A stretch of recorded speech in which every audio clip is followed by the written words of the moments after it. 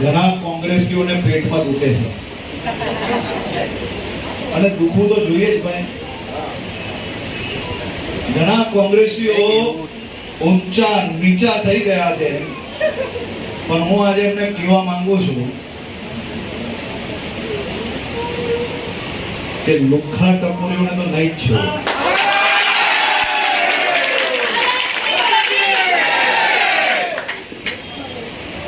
આ કોંગ્રેસીઓને પેટમાં તો દુખવું જ જોઈએ અને સ્વાભાવિક વાત છે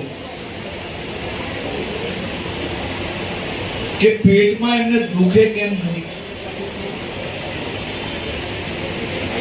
જોર જોરથી ચિલ્લાઈને કૂદીને ગુજરાતના મજબૂત અશાંત ધારાને રોકવા માટેનો આ કોંગ્રેસીઓએ પ્રયાસ કર્યો, પરંતુ આપણી ભારતીય જનતા પાર્ટીની ભૂપેન્દ્રભાઈ પટેલની સરકારે ગુજરાતના કોઈ બી વિસ્તારોમાં